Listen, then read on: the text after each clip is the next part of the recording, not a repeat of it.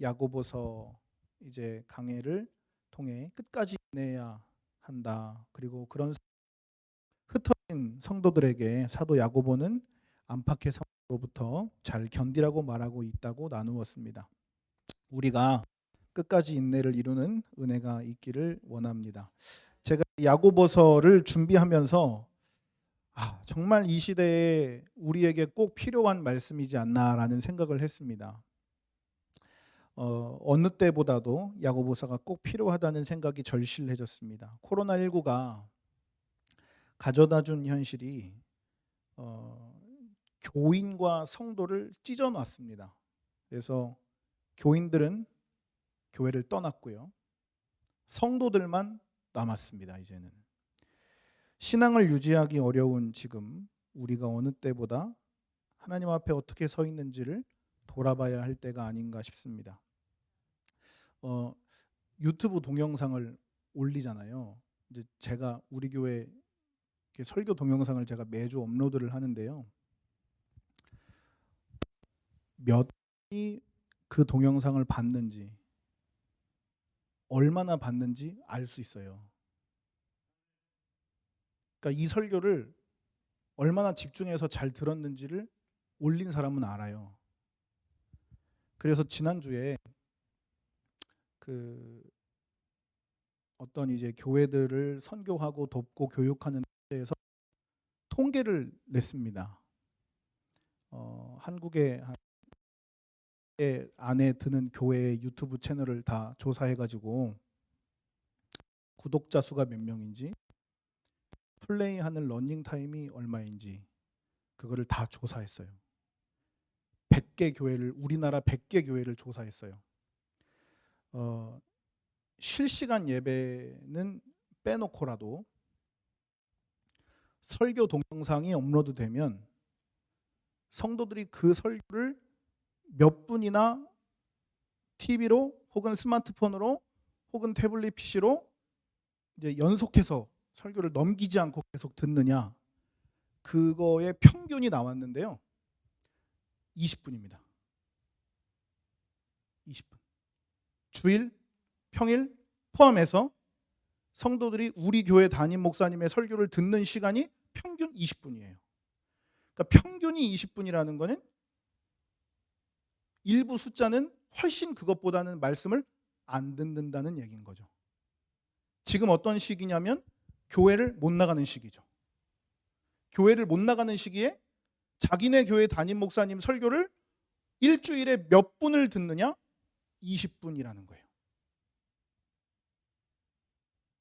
우리가 신앙생활 하는 것이 어려워진 시대는 분명한 것 같습니다. 물론 담임 목사님의 설교를 듣는 것으로 신앙생활을 그걸로 이제 모든 것을 다 이렇게 일회화시키기에는 조금 어려운 점이 있어요. 그러나 이거는 우리가 간과하면 안 되는 겁니다.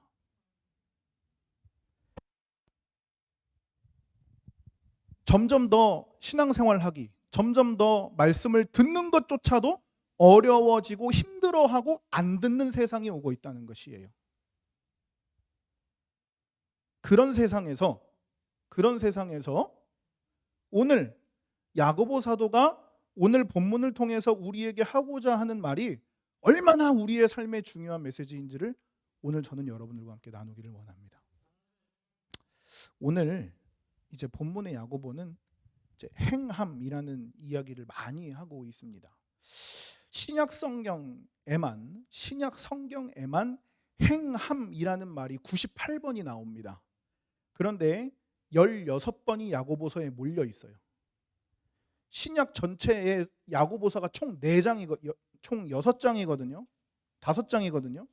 야고보서 5장에 행함이라는 11번의 숫자가 몰려 있다는 것은 야고보가 지금 굉장히 이 행하는 게 무엇이냐를 많이 말하고 있고 강조하고 있고 굉장히 주목 있게 보고 있다는 것입니다. 한번 화면을 좀 넘겨주세요. 이 에르고라고 하는 우리 성경 야고보서의 행함이라고 해석되어 번역되어 있는 이 에르고는 사실은 이제 행동으로 번역해야 조금 더 옳게 번역을 했다고 볼 수 있습니다. 우리 18절을 한번 보겠습니다. 우리 읽었던 야고보서 2장 18절입니다. 어떤 사람은 말하기를 너는 믿음이 있고 나는 행함이 있으니, 이 행함이 행동 혹은 행위로 번역을 해야 된다는 것이죠. 행동이 있으니 행위가 없는 내 믿음을 내게 보이라. 나는 행위로 내 믿음을 내게 보이리라 하리라.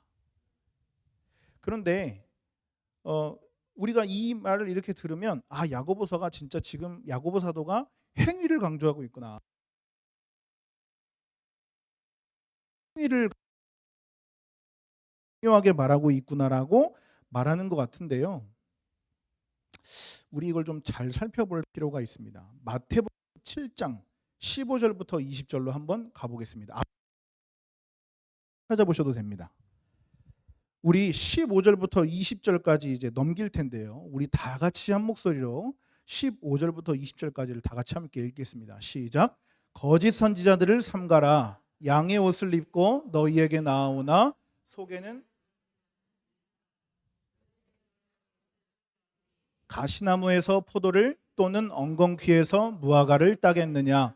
이와 같이 좋은 나무마다 아름다운 열매를 맺고 못된 나무가 나쁜 열매를 맺나니 좋은 나무가 나쁜 열매를 맺을 수 없고 못된 나무가 아름다운 열매를 맺을 수 없느니라.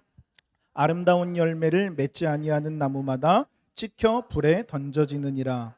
이러므로 그들의 열매로 그들을 알리라. 아멘. 예수님이 지금 말씀하시고 계시는 부분인데요. 열매로 그 나무가 어떤 나무인지를 안다고 하는 것입니다. 쉽게 설명을 드릴게요. 그 나무가 어떤 나무인지는 모르겠는데 열매를 보니까 그게 사과예요. 그럼 그 나무는 무슨 나무죠? 사과나무죠. 그 나무가 어떻게 생겼는지 난 모르는데 그 열매를 보니까 그게 배예요.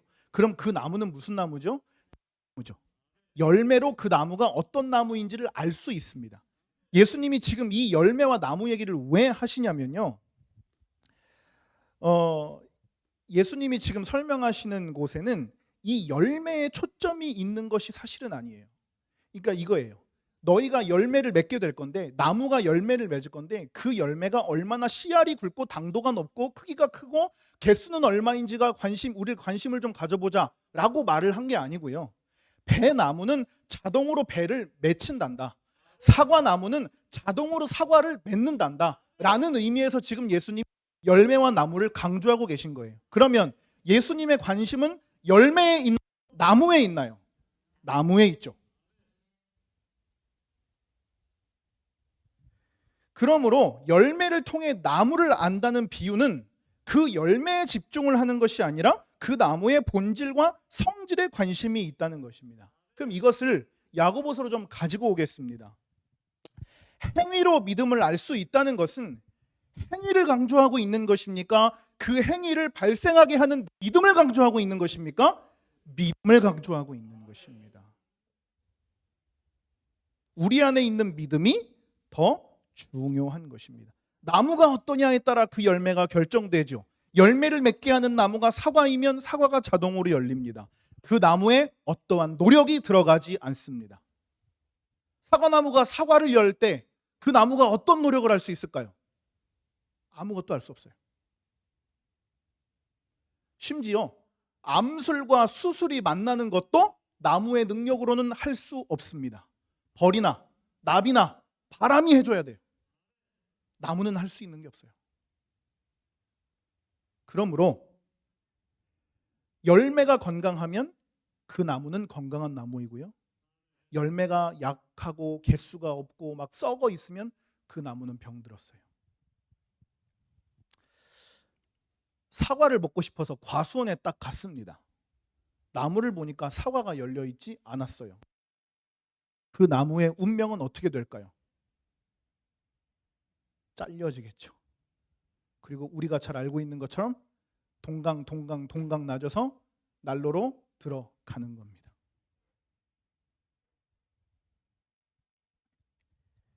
그 사과의 씨알을 굵게 하느냐, 그 사과의 열매를 많이 맺게 할 수 있느냐, 어떻게 하면 그 사과의 당도를 높게 할 수 있느냐는 나무에 달리지 않았어요. 그 사과 나무가 건강하다면 자동으로 맛있고 좋은 열매가 열리게 되는 것입니다. 14절부터 17절까지 야고보가 한 가지 예를 들며 말하고 있습니다. 이웃 중에 누군가가 헐벗고 굶주리고 있는데 말만 하고 그를 돕지 않으면 그 말이 무슨 유익이 있겠느냐. 우리 14절을 한번 보겠습니다. 내 형제들아, 행함이 없으면 무슨 유익이 있으리요? 그 믿음이 능히 자기를 구원할 수 있겠느냐? 만일 형제나 자매가 헐벗고 일용할 양식이 없는데 너희 중에 누구든지 그에게 이르되 평안히 가라, 덥게 해라, 배부르게 하라 하며 그 몸에 쓸 것을 주지 아니하면 무슨 유익이 있겠느냐? 행동하는 사람이 진짜 믿음을 가진 사람입니다. 이 사람을 불쌍히 여기고 긍휼히 여기는 사람은 아우 춥겠다 이 말하는 사람이 아니에요. 자기 옷 벗어줄 수 있는 사람이 그 사람을 진짜로 긍휼히 여기는 사람이라고 지금 야고보는 강조하고 있는 것입니다. 그러면서 그 행동을 이야기하면서 21절부터 두 사람을 야고보가 지금 말하고 있습니다. 구약에 나오는 두 사람을 말합니다. 첫 번째는 아브라함입니다. 아브라함이 그 아들 이삭을 제단에 바칠 때 그의 행동으로 의롭다 하심을 받았다고 했습니다. 아브라함이 이삭을 바칠 수 있는 이유가 어디에 있었을까요? 그가 하나님을 온전히 신뢰하기로 정했기 때문입니다. 우리 사모님을 통해서 이제 나누겠지만 아브라함이 이제 75세에 약속을 받아요. 내가 너한테 아들을 줄 거야. 그런데 시간이 지나도 아들이 안 생기는 거예요. 그리고 점점 늙어가고 나도 이제 늙어가서 이제는 이 아들 하나님이 거짓말했나 보다 라고 생각을 하죠. 그리고 사라하고 약속을 합니다. 늦기 전에 우리가 아들을 좀 만들어 보자 편법으로. 그래서 그 사레의 여종 하가를 통해서 이스마엘이라는 아이를 낳죠. 근데 성경에 놀랍게도 그 다음에 아브라함이 이스마엘을 86세에 낳았습니다. 그리고 그 다음 장 1절에 하나님이 99세 된 아브라함을 부르세요. 13년 동안 아브라함에게 단 한 말씀도 하지 않으십니다. 하나님이 내가 너에게 아들을 줄게 라고 했는데 아브라함은 하나님을 기다리지 못했어요. 그래서 그가 자신의 아내와 편법을 짜서 이스마엘이라는 아들을 낳았습니다. 그 편법을 하나님은 좋게 보시지 않으셨어요. 13년을 침묵하십니다. 그리고 그 13년을 침묵하시면서 자기의 방법이 완전하지 못했음을 깨달은 아브라함에게 이제는 더 이상 하나님 외에는 나에게 아들을 줄 사람이 없다는 걸 시인하고 완전히 두 손을 벌리고 놔버린 아브라함에게 그제서야 하나님이 찾아오십니다. 그리고 그 아브라함에게 있을 수 없는 일이었던 이삭을 주시죠. 그리고 그 이삭이 컸어요. 보근이만큼 컸어요. 자기를 태울 수 있는 장작을 내가 혼자 등에 메고 한 20살 된 아빠를 따라갈 수 있을 정도의 성장한 몸이 됐습니다. 한 15세, 16세라고 추측을 합니다. 그리고 그 이삭을 데리고 제단으로 올라가는 것입니다. 그리고 이삭을 향해서 칼을 드는 순간 하나님이 그때 말씀하시죠. 내가 나를 더 사랑하는 것을 내가 이제 알았다. 하나님은 아브라함이 그 칼을 들 때까지를 보고 계신 거예요. 그 아들을 하나님이 거두어 가신다고 하더라도 자신에게는 그 하나님 외에는 신뢰할 사람이 없음을 이삭을 내려치려고 했던 행동으로 보이게 됩니다. 행동하게 된 데에는 하나님을 향한 믿음이 있었던 것입니다. 그럼 두 번째 사람 라합은 어떻습니까? 라합은 가나안 땅의 첫 관문인 여리고라는 곳에 살던 기생이었습니다. 그는 오가는 손님들을 통해 히브리인들에 대한 소문을 듣게 됐습니다. 그리고 그 히브리인들의 간첩이 되기로 마음을 먹습니다. 마음먹은 것으로 끝나지 않습니다. 가나안으로 들어온 12명의 간첩들을 숨겨주고 먹여주고 재워주고 도망가게 해줍니다. 그 행동 때문에 의롭다 하심을 얻게 되었습니다. 지금으로 따지면 내란 음모죄죠. 직결 처형 낼 수 있는 아주 굉장히 위험한 죄예요. 그러나 아브라함은 자신의 믿음으로 그 행위를 보이게 되는 것입니다. 행동이 없는 믿음은 죽은 것이다.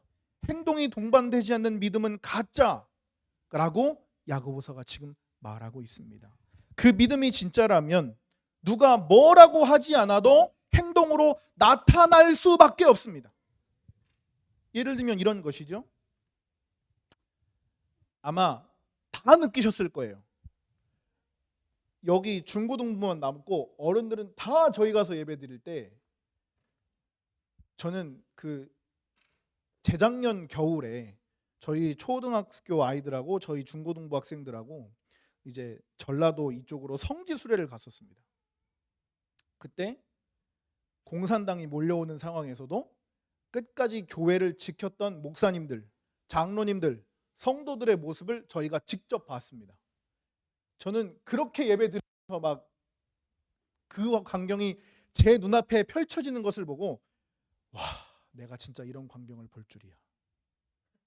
근데 저만 그렇게 느끼신 거 아니잖아요. 네. 그렇게 우리의 행동으로 내 속에 있는 믿음을 보여주는 것입니다. 그 믿음이 진짜라면 누가 뭘 하지 않아도 행동으로 나타납니다. 남자가 여자를 사랑하면 움직이죠. 여자가 남자를 사랑하면 움직입니다. 제가 연애할 때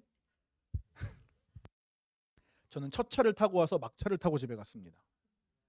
근데 그 막차를 타기가 너무 시간이 너무 빨리 와가지고 제가 안양에서 서울까지 2시간 반을 자전거를 타고 다녔습니다. 막차가 너무 일찍 끊기는 거예요. 저희 집이 서울이었거든요. 김빈단 사모님 자취하는 학교 앞에가 안양이었는데 막차가 너무 일찍 끊기는 거예요. 12시 반이면 차가 끊기는 거예요. 그래서 자전거를 샀습니다. 그리고 첫 차가 너무 늦게 오는 거예요. 사랑하면 움직이죠. 움직이지 않는 행동은 사랑이 아닙니다. 그러나 더 심각한 문제가 있습니다. 움직이기는 하는데 그 마음이 없다면 우린 그걸 그리고 마음이 담기지 않는 행동은 언젠간 들통나게 됩니다. 거짓은 탈로 나죠. 믿음은 움직여야 할 것입니다.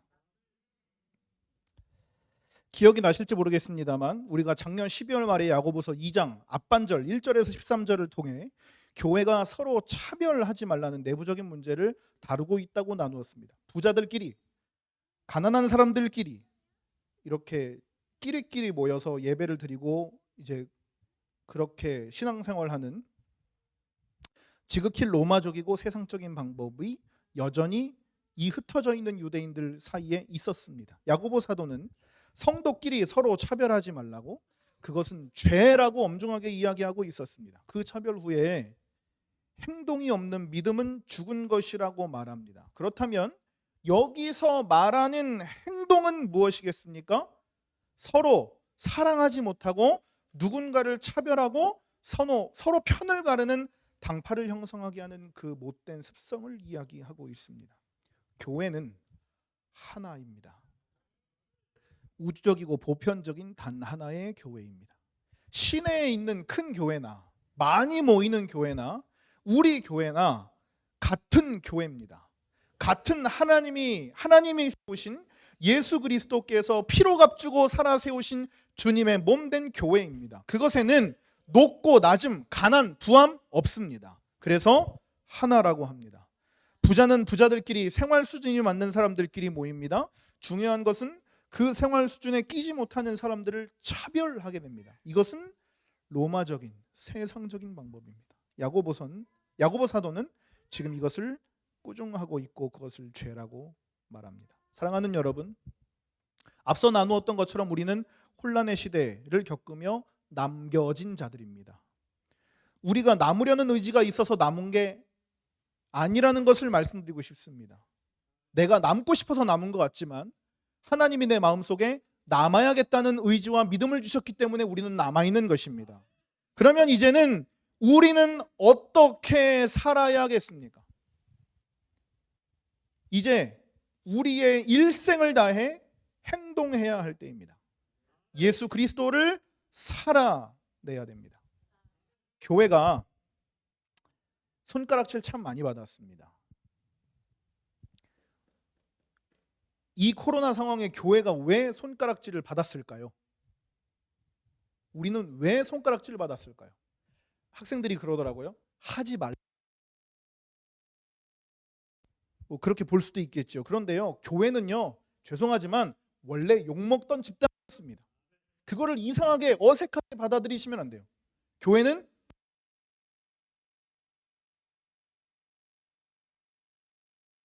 예를 들었는데요. 사랑인의 반이 25명이래요. 25명이래요. 그 중에 예를 들면 24명이 다 담배를 펴요. 근데 그 중에 한 명이 담배를 안 피우면 그 한 명은 어떻게 될까요? 네.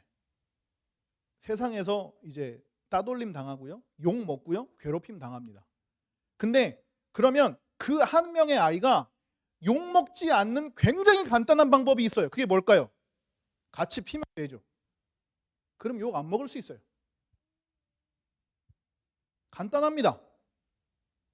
그런데 교회는요, 그 간단한 방법을 죄라고 믿고 죄라고 고백하고 예수께서 하시지 말라고 했으니 내게 칼이 들어와도 하지 않는다고 시인하고 고백하는 것이, 그러나 욕 먹을 수밖에요. 그러면 이제 우리는 어떻게 살아내야겠습니까? 교회에서 다 빠져주셨습니다. 이제 이렇게 말하면 조금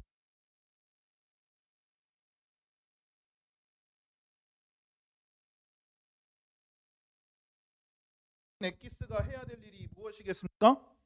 엑기스 맛은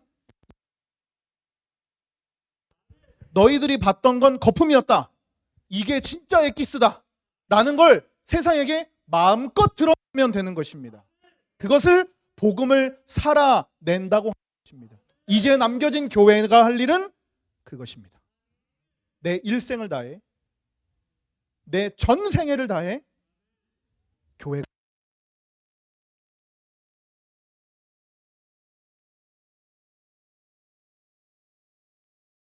되는 것입니다.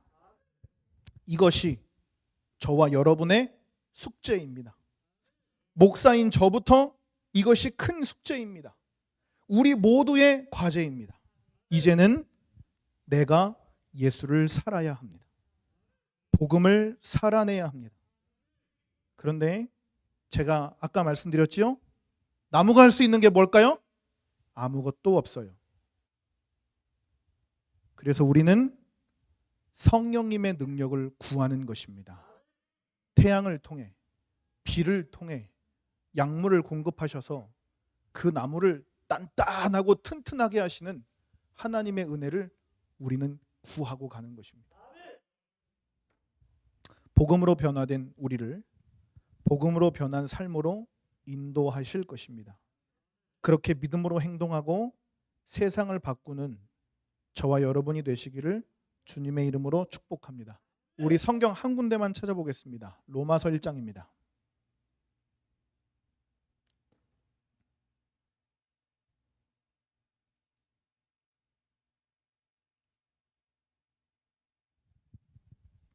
(2) 절을 보겠습니다.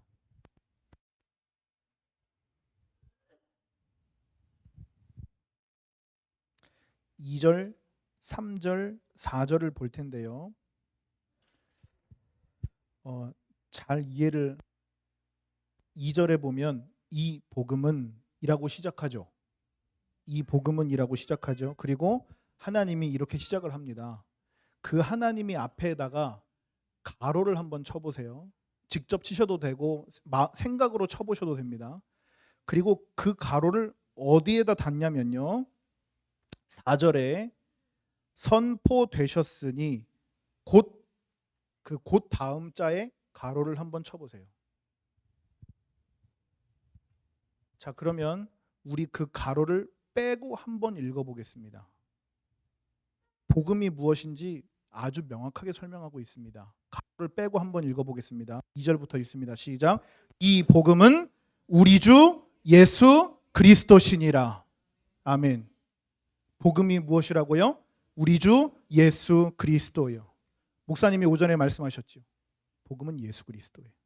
그러면 우리가 복음을 살아낸다는 게 무슨 말인가? 나의 삶을 내는 것이. 그래서 우리가 가로친 로마서 2절에서 4절까지가 어떻게 되어 있냐면요.